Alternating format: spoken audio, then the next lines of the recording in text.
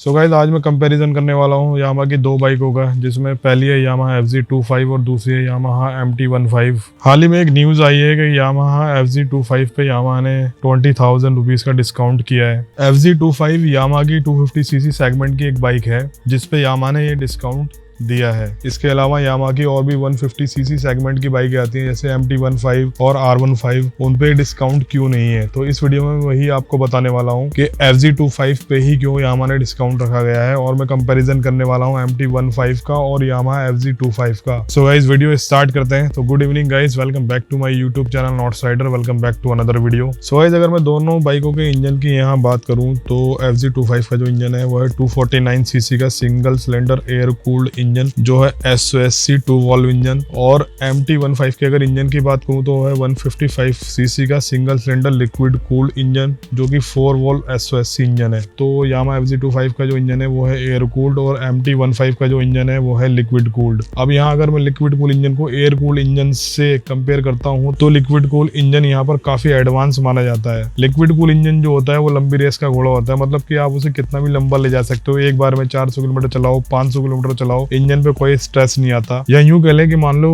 Rider को अगर कोई इमरजेंसी है और वो लॉन्ग डिस्टेंस की राइड करना चाहता है, जल्दी आना चाहता है, और उसकी बाइक में अगर लिक्विड कूल इंजन है तो वो आराम से ट्रैवलिंग कर सकता है टॉप एंड स्पीड पर। तो लिक्विड कूल इंजन की एक खासियत होती है कि लॉन्ग डिस्टेंस जो होती है वो बढ़िया से तय कर जाता है लिक्विड कूल इंजन। तो गाइस अगर मैं बात करूँ एयर कूल्ड इंजन की, तो जो भाई एयर कूल्ड इंजन होता है उसे एक टाइम के बाद आपको रेस्ट देना ही पड़ेगा, क्योंकि एयर कूल्ड इंजन जो होता है उस पर जब तक एयर लगती रहेगी, हवा लगती रहेगी, जब तक ठंडा होता रहेगा। लेकिन एक टाइम ऐसा आता है कि उसको ठंडा करने के लिए आपको रोकना ही पड़ेगा। लेकिन ये सब चीजें लिक्विड कूल इंजन पे लागू नहीं होती। दूसरी तरफ लिक्विड कूल इंजन की जो लाइफ होती है वो एयर कूल इंजन से बहुत ज्यादा होती है। लिक्विड कूल इंजन के अंदर जो मैकेनिज्म लगे होते हैं वो एयर कूल इंजन से काफी बेटर होते हैं। लिक्विड कूल इंजन के अंदर आप कूलिंग सिस्टम होता है, प्रॉपर एक रेडिएटर होता है, फैन होता है और कूलेंट वगैरह उसके अंदर डाला जाता है। जैसे कार का कूलिंग सिस्टम काम करता है वैसे ही बाइक का भी कूलिंग सिस्टम काम करता है। तो लिक्विड कूल इंजन के अंदर हीट होने के भी चांसेस कम होते हैं एयर कूल्ड इंजन के मुकाबले। और जैसा कि मैंने बताया लिक्विड कूल इंजन की लाइफ ज्यादा होती है, क्योंकि इंजन जितना कम हीट होगा उतनी ज्यादा लाइफ होगी इंजन की। एयर कूल्ड इंजन को आप हाईवे पे ज्यादा स्पीड पे रेव नहीं कर सकते, मतलब कि रेव कर सकते हो लेकिन एक टाइम लिमिट तक आप रेव कर सकते हो। अगर उस टाइम लिमिट को आप क्रॉस करते हो तो इंजन ओवरहीट होना शुरू हो जाएगा और रेस्ट मांगना शुरू कर देगा। दूसरी तरफ लिक्विड कूल इंजन में आपको ये शिकायत नहीं मिलेगी। तो गाइस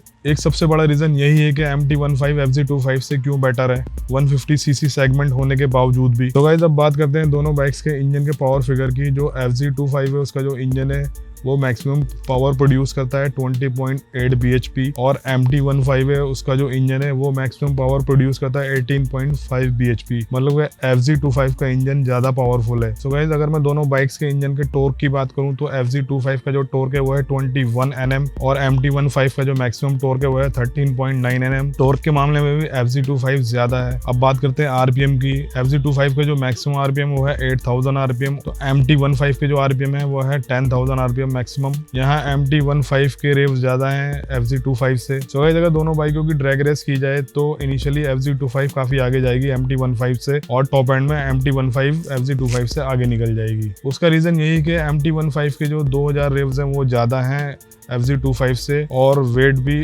MT15 का हल्का है। अगर मैं यहाँ यामाहा के एयर कूल्ड इंजन को किसी दूसरी कंपनी के इंजन से कंपेयर करूँ, जैसे बजाज हो गई या फिर TVS हो गई, तो यामाहा का जो एयर कूल्ड इंजन है वो काफी बेटर है बजाज और TVS के मुकाबले। या यूं कह लो कि यामाहा, होंडा और कवासाकी के जो एयर कूल्ड इंजन होते हैं वो बजाज और TVS से काफी बेटर है। सो गाइस अगर दोनों बाइकों के गियर बॉक्स की मैं बात करूँ तो FZ25 का जो गियर बॉक्स है वो 5 स्पीड गियर बॉक्स पे आता है, और MT15 का जो गियर बॉक्स है वो 6 स्पीड गियर बॉक्स पे आता है। FZ25 के अंदर आपको गियर पोजीशन इंडिकेटर और माइलेज रिलेटेड इन्फॉर्मेशन भी नहीं मिलेगी, जो कि MT15 के अंदर ऑलरेडी अवेलेबल है। गियर बॉक्स के मामले में MT15 FZ25 से काफी एडवांस है। मेरा पर्सनली ऐसा मानना है कि 150cc सेगमेंट से लेके और लीटर क्लास तक जितनी भी बाइक चल रही है उनमें 6 गियर स्पीड गियर बॉक्स आना जरूरी है, क्योंकि हाईवे पे चलते हुए मिनिमम 6 स्पीड गियर बॉक्स ही बंदे को जरूरत पड़ती है। और अगर 6 गियर स्पीड के साथ साथ इंजन में अगर VVA मिल जाए यानी वेरिएबल वाल्व एक्चुएशन मिल जाए तो क्या ही कहने।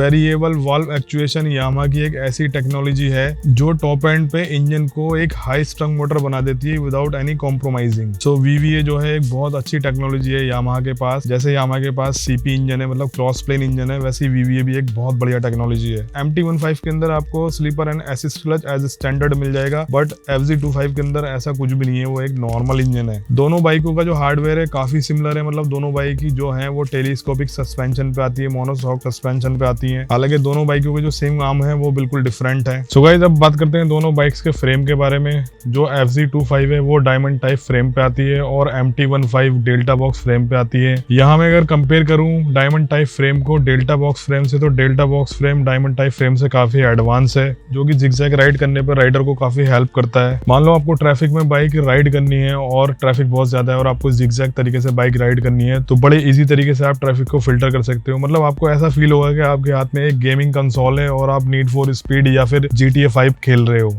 दूसरी तरफ डायमंड टाइप फ्रेम जो होता है वो भी बहुत अच्छा फ्रेम होता है। अगर मैं उसे कंपेयर करूं ट्रेलिस फ्रेम से, तो डायमंड टाइप फ्रेम जो होता है वो ट्रेलिस फ्रेम से बहुत ज्यादा एडवांस होता है, बट यहाँ delta box frame diamond type frame से काफी एडवांस माना जाता है। डेल्टा बॉक्स फ्रेम और डायमंड फ्रेम में 19-20 का ही फर्क है। मतलब अगर आप हैंडलिंग की बात करें तो डायमंड टाइप फ्रेम भी पीछे नहीं है हैंडलिंग के मामले में। FZ25 और MT15 के वेट में 16 kg का डिफरेंस है। MT15 काफी लाइट है FZ25 के मुकाबले। उधर सीट के मामले में FZ25 काफी एडवांस है। FZ25 की जो सीट हाइट है वो 795 mm है और MT15 की जो सीट हाइट है वो 810 mm है। कहने का मतलब ये है कि जितनी सीट हाइट लो होती है उतना कॉन्फिडेंस लेवल बंदे का बूस्ट होता है और उसको ट्रैफिक में भी चलाने में आसानी होती है। और लो हाइट के जितने भी बंदे जिन बंदों की कम हाइट है वो भी आसानी से उस बाइक को एक्सेस कर सकते हैं। दोनों ही बाइक्स के अंदर टेल लाइट और हेडलाइट LED है। FZ के अंदर dual channel ABS as standard आता है, लेकिन MT15 के अंदर सिंगल चैनल ABS है।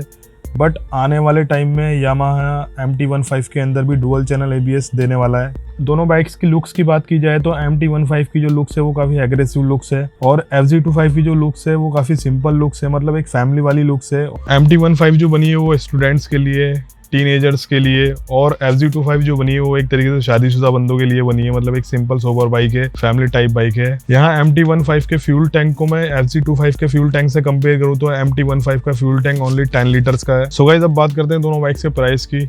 तो MT15 का जो प्राइस है वो है 1,40,900 एक्स शोरूम दिल्ली और FZ25 का जो प्राइस है वो है 1,34,800 एक्स शोरूम दिल्ली। FZ25 के अंदर दो वेरिएंट आते हैं, एक आता है FZ25 नॉर्मल और एक आता है FZ25S। सो गाइस अगर आप दोनों बाइक्स में से एक बाइक्स को चूज करना चाहते हो तो मेरा मानना है कि आपको MT15 पे जाइए, क्योंकि हाईवे रन्स के लिए और जिगजैग राइड के लिए MT15 काफी बेटर है। लॉन्ग राइड के लिए भी MT15 काफी बेटर है। हाँ, पिलियन सीट के बारे में अगर दोनों बाइक को कंपेयर किया जाए तो पिलियन सीट के मामले में FZ25 MT15 से काफी आगे है। सो गाइस MT15 जो है वो आया CKD आती है, मतलब कि कंप्लीटली नॉकडाउन होके आती है, बट CKD खाली नाम की है। छोटी मोटी चीजें ही इंडिया में असेंबल होती हैं यहाँ पर आके, जैसे फ्रंट मडगार्ड हो गया, व्हील हो गए और साड़ी गार्ड वगैरह हो गया, ये सब होती है। साइड मिरर हो गए, तो नाम की CKD है, एक तरीके से आप इसे CBU बोल सकते हो। और FZ25 जो है वो इंडिया में ही असेंबल्ड होती है, मतलब लोकली असेंबल्ड होती है, तो यहाँ पर भी प्राइस का काफी फर्क आ जाता है, यहाँ भी प्राइस का काफी डिफरेंस आ जाता है। सो गाइस ये थी MT15 और FZ25 की कंपैरिजन वीडियो